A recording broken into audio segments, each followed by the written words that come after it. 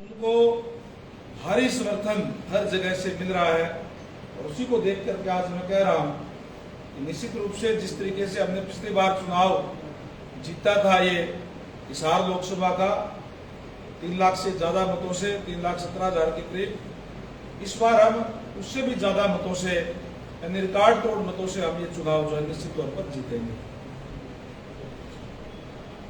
तो बात आपने पूछ रही हो। कांग्रेस कह रही है सर महिलाओं को 8,500 रुपये हर महीना मिलेगा। हालांकि जो बीजेपी का मैनिफेस्टो है वो भी कहीं ना कहीं लखपति बनाने का लक्ष्य रखे है। देखिए, मैंने जैसे पहले कहा, भारतीय जनता पार्टी जो कहती है वो करके दिखाती है। सेल्फ हेल्प ग्रुप के महिलाओं के मदद करके उनको बिना गारंटी के लोन दे करके बैंकों से लोन दिलाने का काम किया और उन्होंने अपने आज हर जगह पे महिलाएं गांव के अंदर अपने घर के कामकाज के साथ कार्य कर रही है, जिससे वो अपने लिए घर के लिए अर्निंग भी कर रही है।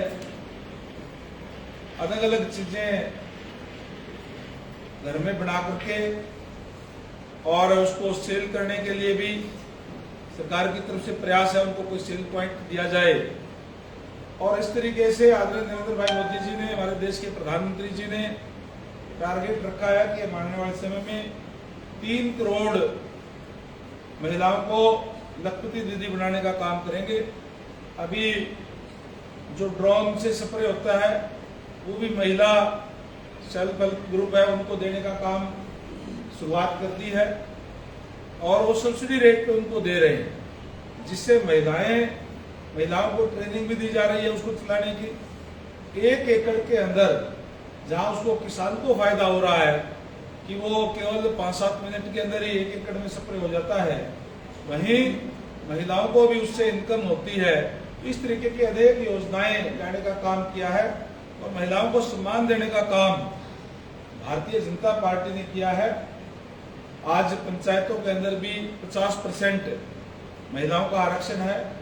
लोकल बॉडी के अंदर भी हम 50% आरक्षण करने जा रहे हैं, यानी हर दूसरे गांव की सरपंच जो है वो महिला होगी, हर दूसरे वार्ड से जिला परिषद की ब्लॉक समिति की मेंबर भी जो है वो महिला होगी और हर दूसरे ब्लॉक में, दूसरे शहर के अंदर जिला परिषद की चेयरमैन, ब्लॉक की चेयरमैन जो महिलाएं हैं। तो ये सारे के सारे लोग देख रहे हैं और आज महिलाओं को पता है कि कौन सी पार्टी उनके हकों की रखवाली है। कांग्रेस पार्टी जो उनके अपने गठबंधन की सहयोगी पार्टी है, और जब महिलाओं पे अत्याचार हो रहा है, और महिला भी क्या, जो राज्यसभा की सांसद है, जो महिला आयोग की चेयरमैन रही, उस पे जो अत्याचार हो रहे हैं उस पर उनके मुंह नहीं खोल रहा, तो उनसे कैसी उम्मीद की जा सकती है। आज महिलाओं को इस बात का सबको पता है। सर, नागौर विधायक रामकुमार गौतम ने प्रेस कॉन्फ्रेंस किया था, उन्होंने बोला कि ये जो इलेक्शन है विधानसभा से अलग है, राष्ट्र के लिए वोट करें, तो क्या समझते हैं? निश्चित तौर पर मैंने भी प्रेस के माध्यम से मुझे पता चला था और मैं इस बात के लिए धन्यवाद करूंगा रामकुमार गौतम जी का, जो नारौन से माननीय विधायक है। उन्होंने कहा है कि मोदी जी देश के लिए अच्छा कार्य कर रहे हैं और मैं राष्ट्र हित के लिए वोट करने का मतलब है कि मोदी जी को वोट करके और उनको तीसरी बार फिर से देश का प्रधानमंत्री बनाया जाए। आज हर एक स्वाभिमानी आदमी, हर एक भारतवासी ये चाहता है कि नरेंद्र भाई मोदी जी जो है तीसरी बार फिर से प्रधानमंत्री बने। जैसे मैंने पहले कहा, उन्होंने लक्ष्य रखा हुआ है कि देश को विकसित राष्ट्र बनाना है और लोगों को इस बात का विश्वास है कि मोदी जो कहते हैं वो करके दिखाते हैं। सूत्रों के हवाले से खबर मिली है कि वो जल्द ही बीजेपी भी ज्वाइन कर सकते हैं। अगर ऐसा कुछ होता है तो क्या कुछ असर जो है बीजेपी में देखने को मिलेगा? देखिए, आज बहुत से लोग दूसरी पार्टियां छोड़ करके भारतीय जनता पार्टी ज्वाइन कर रहे हैं। जहां तक आपने माननीय रामकुमार गौतम जी की बात कही, उसके बारे में मेरे को कोई आधिकारिक कोई जानकारी नहीं है, ना ही मेरी उनसे इस बारे में कोई बात हुई। ये जरूर है कि वो पहले भी भारतीय जनता पार्टी के विधायक पूर्व में वो रहे हैं तो बाकी मुझे इस बारे में कोई जानकारी नहीं है, ना मेरी उनसे कोई बात हुई। सर, ग्रामीण क्षेत्र में आरोप है लोगों को कि जितने विकास कार्य होने चाहिए थे उतने नहीं हुए। जैसे आपकी विधानसभा में हिसाब से लेके नड़वा तक का जो रोड है बिल्कुल फटा हुआ है, और भी काफी विकास कार्य उससे पब्लिक नाराज है। देखिए, जहाँ तक आपने हिसार से नड़वा तक रोड, तोशाम रोड की बात कही, 37 करोड़ रुपए का एस्टीमेट बन के तैयार हो गया, टेंडर हो गया, काम शुरू हो रहा है। उस पर अभी काम युद्ध स्तर पे शुरू है, और बाकी जो जितनी भी रोड है वो ऑलरेडी बन चुकी है। हमने विलेज टू विलेज भी बहुत से रोड बनाने का काम किया है। हमने वायदा किया था लोगों से कि नहरों के अंदर आपको तेल तक पानी पहुंचाने का काम करेंगे। हमने तेल तक पानी पहुंचाया है, नहरों की रिमॉडलिंग करने का काम किया है, हमने नए खाड़े बनाने का काम किया है ताकि किसानों को पानी मिल जाए। हमने जो है न्यूज वाणी फीडर का निर्माण करने का काम किया, जिससे रेनी सीजन के अंदर जो है 2-2 बारी पानी भी आज किसानों को मिल रहा है।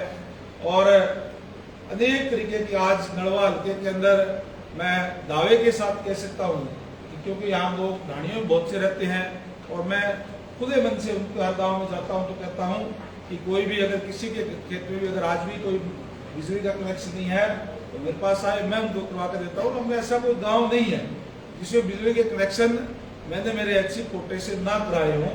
तो हमने लगातार ग्रामीण क्षेत्र के अंदर हम कार्य कर रहे हैं ताकि किसानों को भी फायदा हो और आम लोगों को उसका जो है बेनिफिट मिले।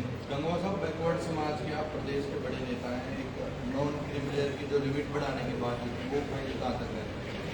देखिए, बैकवर्ड क्लास आज अगर जो सबसे मजबूत कोई मोर्चा है तो बैकवर्ड क्लास का है।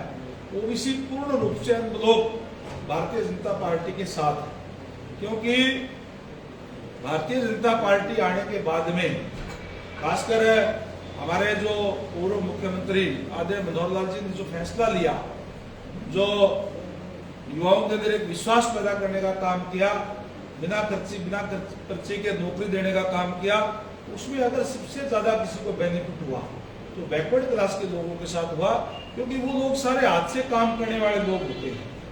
और भूपेंद्र सिंह हुड्डा के राज्य में उन लोगों को अयोग्य घोषित करने का काम किया, क्योंकि अगर कोई 50 सीटें कोई होती थी तो 5 साल लेकर के और फिर ये लिख दिया जाता था कि योग्य उम्मीदवार ना मिलने के कारण ये पद रिक्त छोड़े जाते हैं। इसलिए सबसे ज्यादा किसी ने भुगतने का काम किया तो बैकवर्ड क्लास ने उनको भुगतने का काम किया था, कांग्रेस के राज को।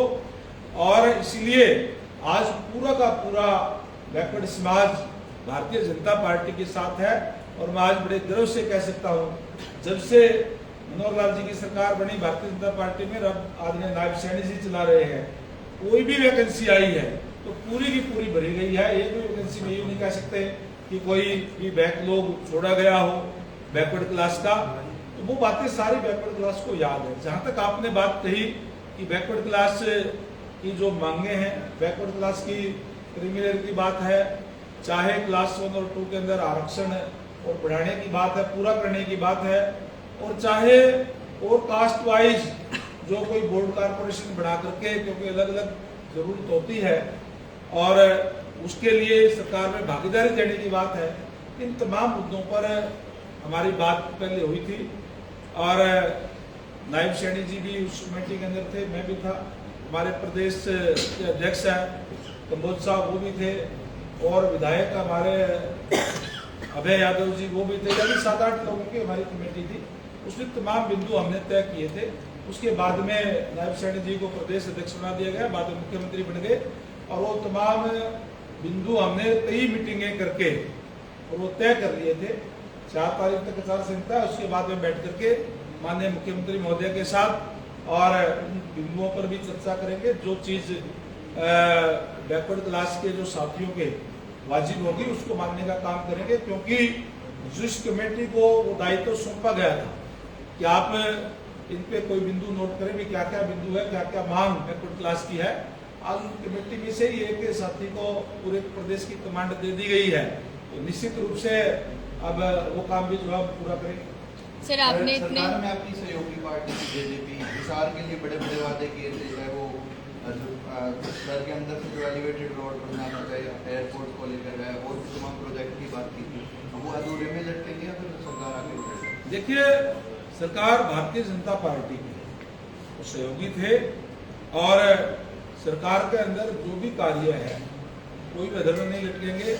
आज जिस तरीके का माहौल पूरे प्रदेश का है, हम 10 की 10 लोकसभा सीटें जीतने जा रहे हैं और इसके बाद में फिर से तीसरी बार भारतीय जनता पार्टी की सरकार बनेगी नायब सैनी जी के नेतृत्व में, और जो भी कार्य बकाया है उसको पूर्ण करने का काम करेंगे।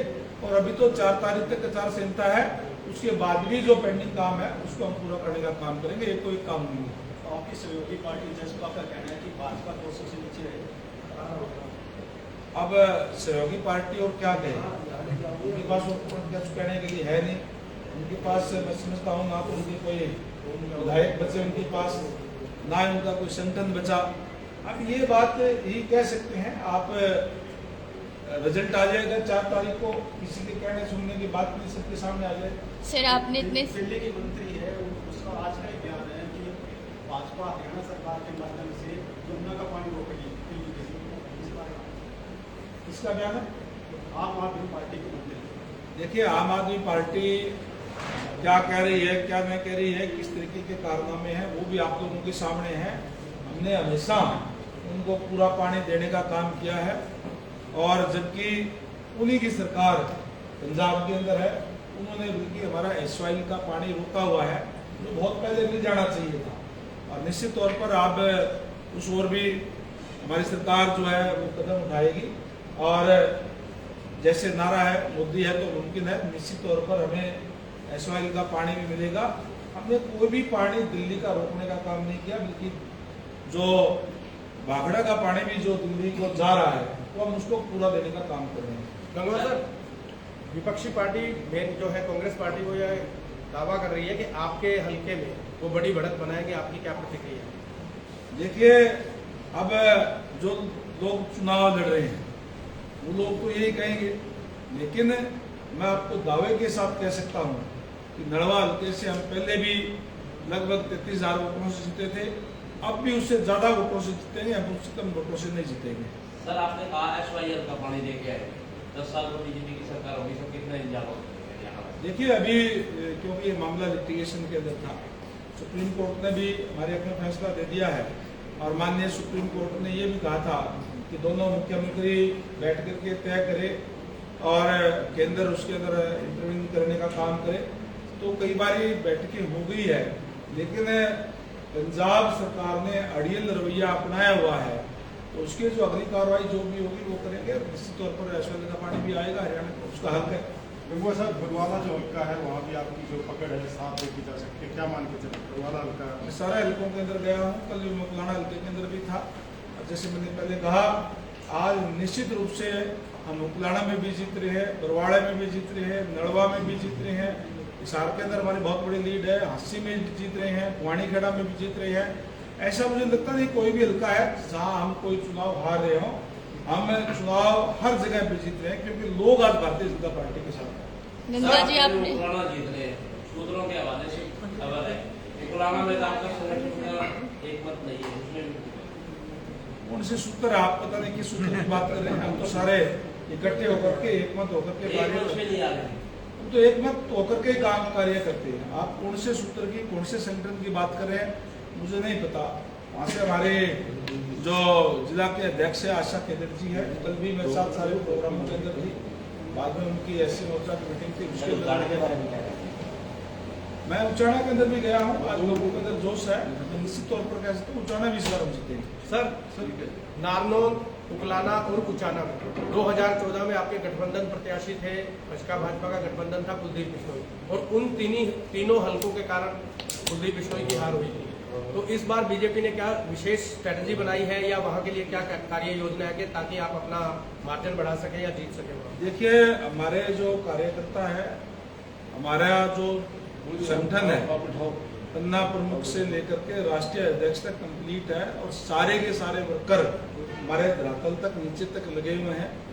और निश्चित रूप से आज मैं दावे के साथ कह सकता हूं कि हम हर विधानसभा इस बार जो जीतने जा रहे हैं, मैं कह रहा हूँ इस रिकॉर्ड तोड़ मतों से इस बार हम जीतेंगे, क्योंकि लोग हमारे साथ हैं। और आप जब रिजल्ट आए तो देखना 4 तारीख को आप लोगों से हम बात करेंगे। सर बसपा के विधायक रामकुमार गौतम ने कल छुड़ाने वाला बयान दिया कि मनोहर लाल अभी सीट में उनके ऊपर भी एक्शन हुए। देखिए, हर बात, हर आदमी इंडिपेंडेंट है, कोई कुछ भी कह सकते हैं। और जहाँ तक मैं इस बात के लिए उनका धन्यवाद करूंगा कि उन्होंने भी राष्ट्र हित के लिए भारतीय जनता पार्टी के पक्ष में मतदान करने की बात कही। उनका कहना है कि सुपर सीएम है या नहीं मनोहर लाल। मैं कह रहा हूँ ना कि वो कुछ भी कह सकते हैं। आज मनोहर लाल जी पहले सीएम थे, आज हमारे सीएम जो है आदरणीय नारायण सैनी जी है, उनके नेतृत्व में सरकार चल रही है। चलो ठीक है जी, धन्यवाद। सर एक क्वेश्चन लास्ट की शुरुआती दौर में जो आपके उम्मीदवार है पिछड़े नजर आ रहे थे, लेकिन अब जो स्थिति अनुकूल होती जा रही है आपके लिए, उसका क्या कारण मानते हैं? देखिए, ये जो चुनाव जो है, वोटर जो है वो सारे खुल करके, जब चुनाव लास्ट में जब आता है, नजदीक आता है, तभी खुल करके आते हैं।